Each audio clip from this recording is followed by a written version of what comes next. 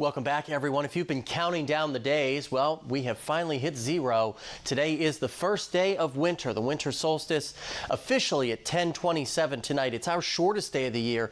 You head to the other side of the planet, it's their longest day of the year. It's their first day of summer.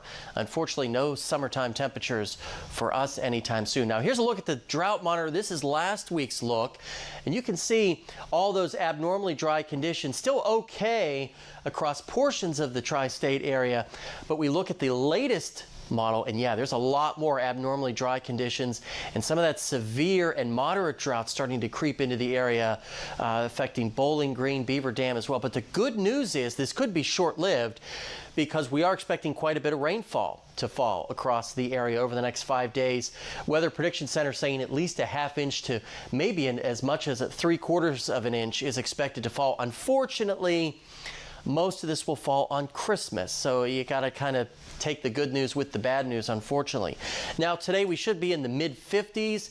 If you've got maybe last-minute shopping plans through the evening hours, just plenty of clouds, no precipitation, no gusty winds, nothing like that to worry about. And even into the weekend, we should be okay as well, with maybe a couple of peaks of sunshine. Look at these temperatures on Sunday, flirting with 70, but that really is the calm before the storm, because as we put Futurecast into motion, starting on Christmas Eve morning, we should be dry, with clouds increasing, maybe some early peaks of sunshine, but it will not last. You're headed to Mass or maybe to Grandma's house Christmas Eve night, nothing to worry about, but as you're opening those presents Christmas morning, yeah, here comes all that rainfall, and it could be a wind-driven rain, and you see some of those darker greens, meaning could be moderate to heavy at times with that rainfall, but it's a pretty quick mover. It's out of here by Tuesday morning. We get a nice break before our next system, middle part of next week, brings us more precipitation chances. Lows tonight basically in the 30s, lower to mid-30s. Overall, not too bad. Our highs tomorrow rebounding thanks to those southerly winds, right around 60 degrees.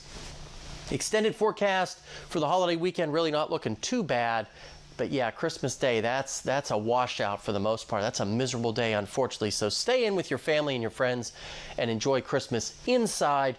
And then more precipitation chances as we head into Tuesday and Wednesday, with temperatures slowly starting to cool back.